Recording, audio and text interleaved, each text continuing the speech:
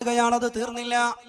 അള്ളാന്റെ പ്രവാചകർ സല്ലല്ലാഹു അലൈഹി വസല്ലമ തങ്ങൾ അള്ളാഹുവോട് പ്രാർത്ഥിക്കാറുണ്ടായിരുന്ന, ദുആ ചെയ്യാറുണ്ടായിരുന്ന പ്രാർത്ഥനയുണ്ട്. അല്ലാഹുമ്മ ഇന്നി അഊദു ബിക മിൻ ഇൽമിൻ ലാ യൻഫഉ.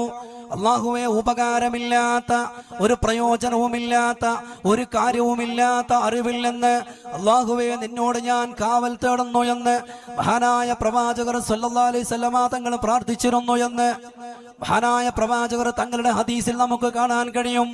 മുത്തുനബി തങ്ങൾ അങ്ങനെ പ്രാർത്ഥിച്ചിരുന്നു, അള്ളാഹുവെ, ഉപകാരപ്രദമല്ലാത്ത അറിവെനിക്ക് വേണ്ട. അതുകൊണ്ട് പ്രവാചകൻ അള്ളാഹുവോട് പ്രാർത്ഥിക്കുന്നത് വഖുർ റബ്ബി സിദ്നി ഇൽമാ എന്നാണ്.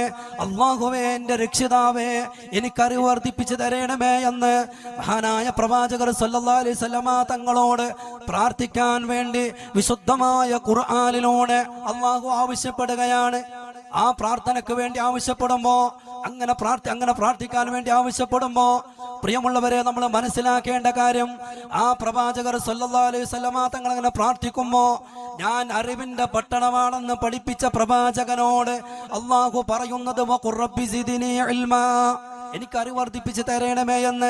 വീണ്ടും വീണ്ടും ഒരുപാട് വിജ്ഞാനങ്ങൾ, ഉപകാരമുള്ള വിജ്ഞാനങ്ങൾ, പ്രയോജനമുള്ള വിജ്ഞാനങ്ങൾ, അവർക്ക് മറ്റുള്ളവർക്ക് ഉപകാരമുള്ള, അവർക്ക് ഒരുപാട് സൗകര്യങ്ങൾ ചെയ്തു കൊടുക്കാൻ കഴിയുന്ന, അവർക്ക് പകർന്നു കൊടുക്കാൻ കഴിയുന്ന, അവരുടെ രണ്ട് ലോക ജീവിതത്തിന് ഉപകാരപ്പെടുന്ന അറിവുകൾ, അങ്ങനെയുള്ള അറിവുകൾ ഒരുപാട് സ്വയത്തമാക്കിയിട്ടും അങ്ങനെയുള്ള വിജ്ഞാനത്തിന്റെ പട്ടണമാണെന്ന് പറഞ്ഞിട്ടും വമാ യന്തിഖു അനിൽ ഹവാ ഇൻ ഹുവ ഇല്ലാ വഹ്യു യൂഹാ, ഇതൊന്നും പ്രവാചകർ സ്വന്തമായി പറയും